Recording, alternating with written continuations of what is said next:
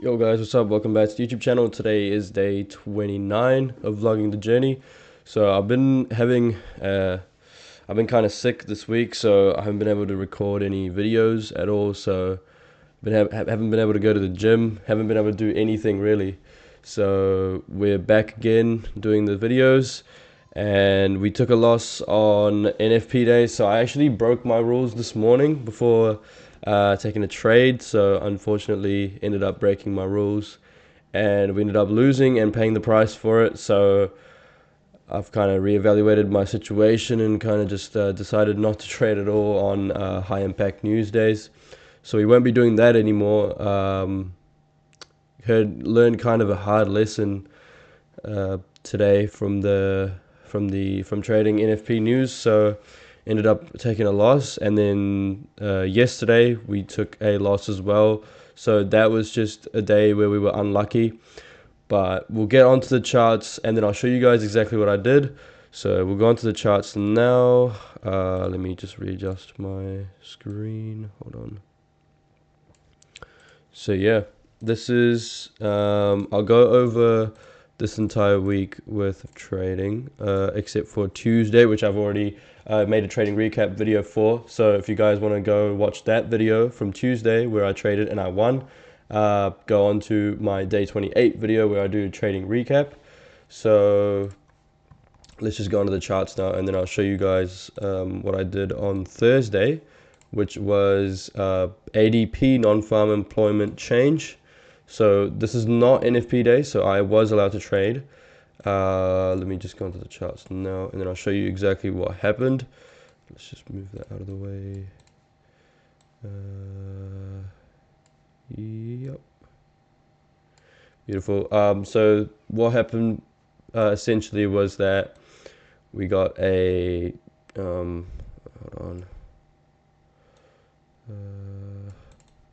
Yeah, that was our trade entry on Tuesday. So we had this 1 hour fair value gap here, which we retraced into, and then we got a 5-minute breaker structure to the upside right here, and then I entered off of that, obviously. So we got an entry up here because of spread and slippage.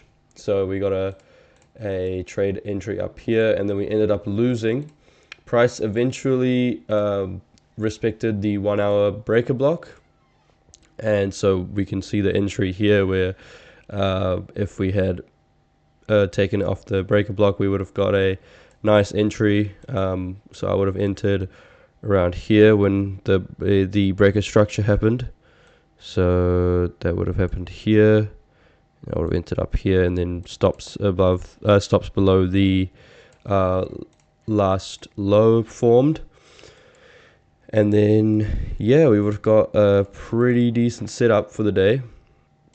So we would have got at least a 3 RR on the day, which would have been really nice. But we ended up becoming unlucky. So price respected the fair value gap, and we took it off the 1 hour fair value gap. So coming into market open, 4 hour and 1 hour were both bullish. So we had a bullish trend overall. So I have noticed that gold does not really respect 1 hour liquidity. 1 hour fair value gaps as much. So I am going to keep that in mind going forward. So I'm only going to be using like our liquidity zones and session highs and lows, and then 1 hour breaker blocks for my entries. So I'm going to keep that in mind. And yeah, going forward, we won't really be using any high time frame fair value gaps because gold just tends to not respect 1 hour fair value gaps or just any high time fair value gaps. They just tend to just move past them. So I'm thinking of just not taking this kind of setup anymore. So yeah, that was the trade on Thursday. And this morning I took a trade on NFP news before NFP came out. So this was like purely emotional, like terrible trade. Like I literally just entered before NFP news came out at 12:30, which was around here, which is when we got the big candle down. And yeah, that was my trade entry here, where we price retraced into this 1 hour liquidity during London session. and then price came down into the London low as well, and then we got this 5-minute breaker structure to the upside, which I entered off of. Solid entry, like, but it's just that the NFP news was around, so like the entry was really good. It's just that obviously NFP is quite unpredictable, and you can get taken out just like that, and which is what happened to me today. So unfortunately, we ended up losing, and honestly, I deserve it, to be honest. Like my risk was terrible too. I risked 2%.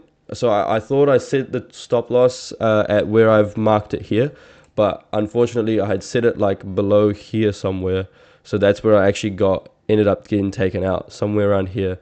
So unfortunately ended up losing 2% overall for the day. So now I'm currently down 5% on the funded account, like overall. So moving forward, what I'm going to do is just stick to my plan. So I've got a little notebook here written down for the days I'm allowed to trade. So if we go onto Forex Factory, we can see that the trading days that I'm allowed to even look at the market. Next week we got the entire week except for FOMC meeting minutes day, and then the week after that, not allowed to look at CPI, not allowed to look at PPI, but any other day besides those days, I am allowed to look at the market and try and look for an opportunity. So that is what I'm going to be sticking to strictly this time. So hopefully, not even hopefully, I won't end up losing just because I took a trade purely based on emotion on a high impact news day. So we won't be doing that anytime soon. And yeah, so that's the trading recap. Also, just a quick update on like my personal life. Like I've ended up like canceling my gym membership. So I went today, canceled my gym membership.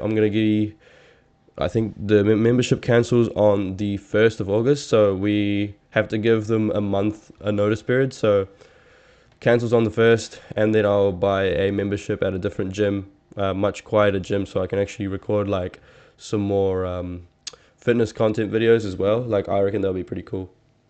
So yeah, ended up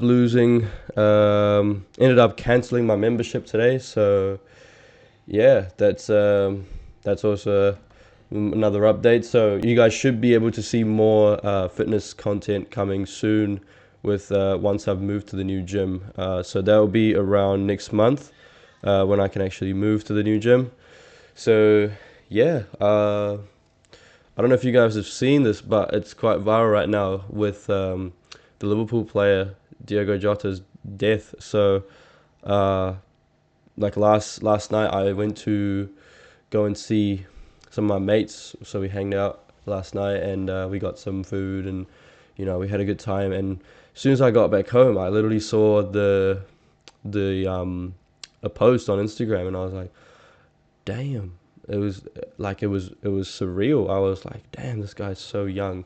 Like obviously I don't know if you guys watch football, but I watch football. Like it's really fun to watch. I played for years as well, so I really enjoy the game. And rival club, like I support Manchester United, and rival club player, but to be honest, it was quite a shock. 28 years old, 8 years older than me.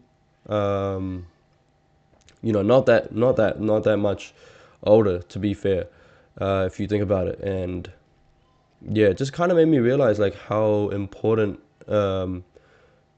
family and enjoying life is, because you never know when it's going to get taken away from you. Everyone on earth has a finite amount of time, and this, like, obviously this is a sad moment, but that death, just seeing it, like, it kind of just motivated me even more to do this and go harder. Like, man, it's insane. I can't even kind of grasp it. Like, even to like right now, it's been almost like more than 24 hours, and it's still really, really sad. Like, it's really it's hard to kind of like grasp the situation. Like, it's crazy. Like, this guy, by the way, for those who don't know about it, like, this guy literally won the Premier League 30 days ago or something, and then he got married, and then not even 2 weeks later he dies in a car crash with his brother, bro. Like, that is insane, man. But nah, that kind of just made me realize how important, you know, spending time with your family. Like, this is all fun, you know, like the materialistic stuff, like, which I am chasing, is fun. But the thing is, like, family and the people who you are close to are so much more important than any other thing, because you have so much little time with everyone else. And yeah, that just, man, that shit just made me realize how finite amount of time. Like, he is young as fuck too. Like, he's what, 28 years old. Um, but yeah, it's insane, honestly. Uh, you know, don't want to just fucking ruin the mood for you guys, but I just wanted to like talk about it because it really did kind of just give me kind of a wake up call, you know, just to do what you want to do, and do it to the best of your ability, because you don't really have that much time. Even though, you know, we all believe that we do have a lot of time, we actually don't. In reality, we actually don't. It's not much at all. So yeah, I mean, for whoever's watching, like, if you guys want to do something and, you know, you're second guessing yourself, you're like, oh fuck, I don't want to do it, bro, honestly, just do it. Like, this right here, what the fuck am I doing with this YouTube shit? Like, I have no clue. Like, I just started, because I've been putting this shit off for ages. I wish I started younger, man. Like, genuinely, like, whoever's watching this right now, if you can relate to this, like, you know, I only have a few subscribers, bro. I've only got 178 subs right now. But, like, imagine if I started way younger. Like, imagine if I started when I was like 16 or like 15. I don't know how young, but like, I genuinely wish I started younger. But, you know, if you guys can resonate with this, like, if you guys have something, whether it's YouTube, maybe becoming a content creator, whatever it is, like, it could be anything. Like, if you guys really do relate to what I'm saying, just fucking do it, man. Like, who cares? Like, we're all gonna die anyway, so might as well fucking do it, you know? Obviously, I'm not successful yet, but like, I'm just gonna keep doing this thing, and hopefully this becomes like a thing where, you know, I'm thankful for what I did when I didn't have anything.